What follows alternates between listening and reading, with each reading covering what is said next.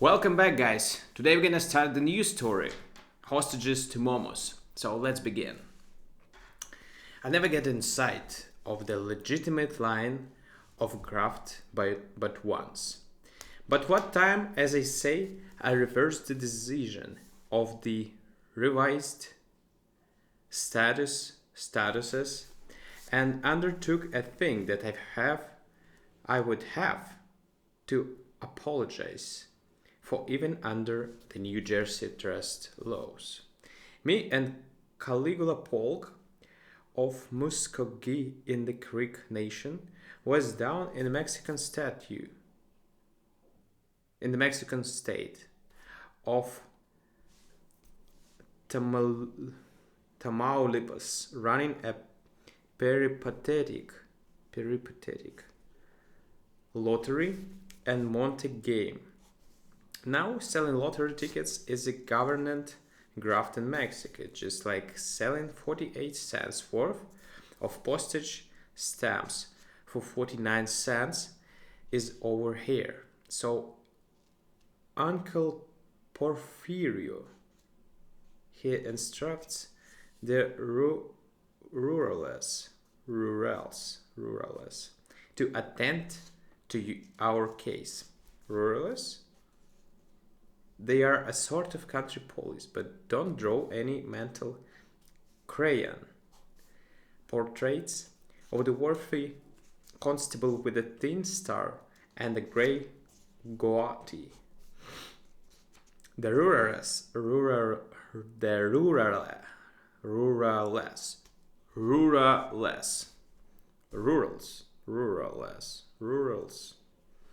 All right, rurals. Well, if we'd mount our Supreme Court on on Broncos,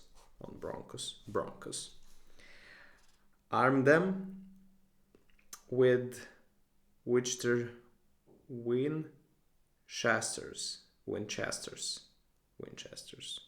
Winchester is a gun, right? And start them out after John Doe et al. Dot. We would have about the same thing. When the rurals studied for us, we studied for the states. They chased us as far as Matamoros. We hid in the brickyard. At that night we swam the Rio Grande. Caligula with a brick in each hand, absent-minded,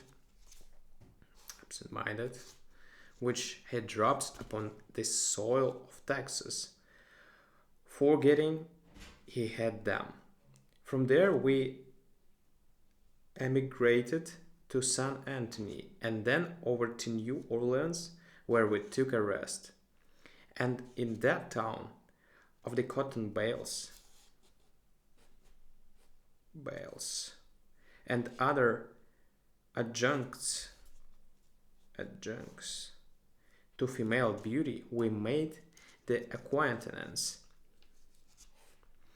of drinks invented by the Creoles during the period of Lowie cans, in which they are still served at the side doors. The most I can remember of this town is that me and Caligula and Frenchman named McCarthy. Wait a minute. Adolphe McCarthy was trying to make the French Quarter pay up the back training stamps due on the Louisiana purchase. When somebody hollers that the gendarmes are coming, I have an insufficient recollection of buying 2 yellow tickets through a window, and I seem to see a man swing a lantern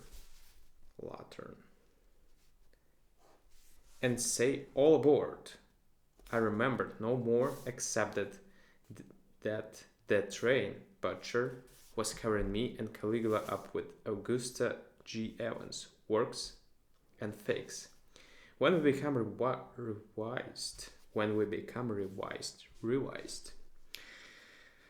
we find that we have collided up against the state of Georgia. Collided up against the state of Georgia at a spot hit Herto, unaccounted for at timetables except by an asterisk, which means that train stop every other Thursday on signal but tearing up a rail. We was walked up in a Yellow Pine Hotel by the noise of flowers and the smell of birds. Yes, sir. For the wind. We was banging sunflowers as big as buggy wheels against the weatherboarding, and the chicken coop was right under the window. Me and Caligula dressed and went downstairs. The landlord was shelling peas on the front porch. He was 6 feet on chills and fever, amenable in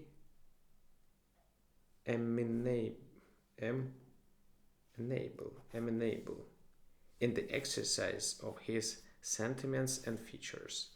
Caligula, who is a spokesman by birth, and a small man, full red-haired and impatient of painfulness of any kind, speaks up.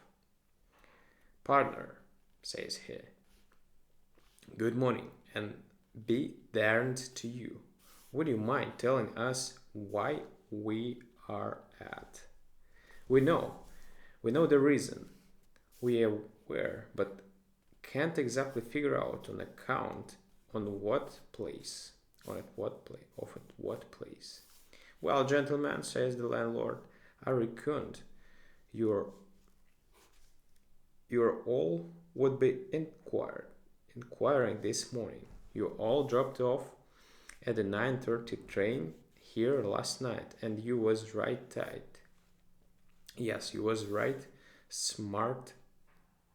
You was right smart in liquor. I can inform you that you are now in the town of Mountain Valley in the state of Georgia. On the top of that, says Caligula, don't say that we can't have anything to eat. Sit down, gentlemen, says the landlord, and in 20 minutes I'll call you to the best breakfast you can get anywhere in town. That breakfast turned out to be composed of fried bacon and a yellowish edifice that proved up something between pound cake and flexible sandstone. The landlord calls it corn pone. What pone is? It calls it corn pone. And then he sets out a dish of the exaggerated breakfast food known as hominy. And so me and Caligula makes the acquaintance of the celebrated food that enabled every Johnny Rap to lick 1 2/3 Yankees for nearly 4 years at a stretch. The wonder to me is, says Caligula, that Uncle Robert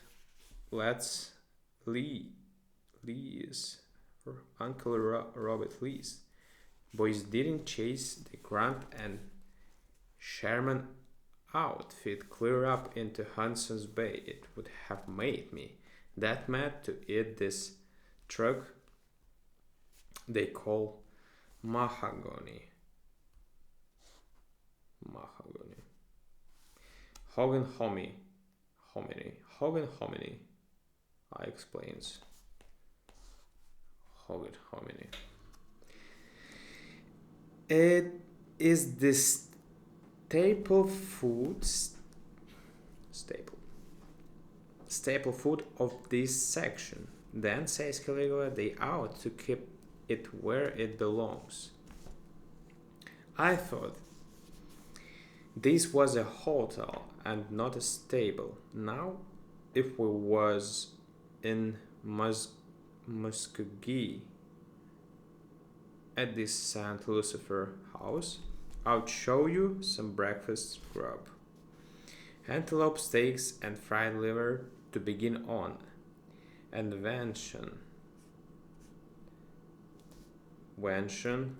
cutlets, with chili con carne and pineapple fritters, and then some sardines and mixed pickles. At top of it, and top it off with a can of yellow clings and a bottle of beer. You won't find a layout like that on the bill of affairs of any of Eastern restaurants. Too lavish, says I. I've traveled and I'm unprejudiced, unprejudiced,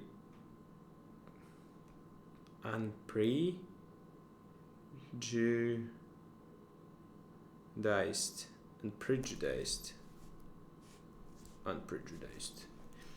That will never be a perfect breakfast eaten until some man grows arms long enough to stretch down to New Orleans for his coffee and over to Norfolk for his rolls, and reaches up to Vermont and digs a slice of butter out of a spring house and then turns over a beehive close to a white clover patch out in Indiana for the rest. Then he'd come pretty close to making a meal on the ember that the gods eat on Mount Olympia. Too ephemeral, says Caligula. I'd want ham and eggs or rabbit stew.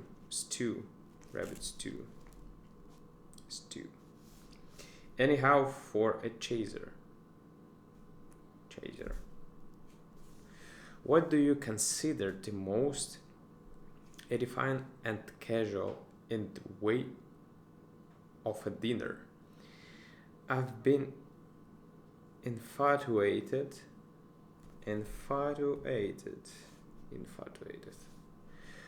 from time to time.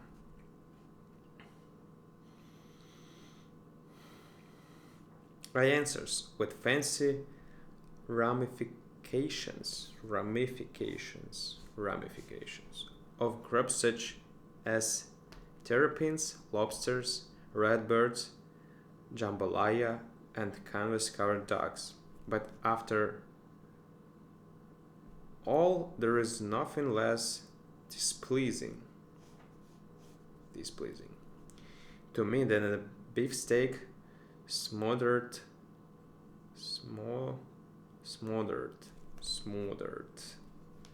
in mushrooms on a balcony in sound of the Broadway streetcars with a hand organ playing down below, and the boys hollering extras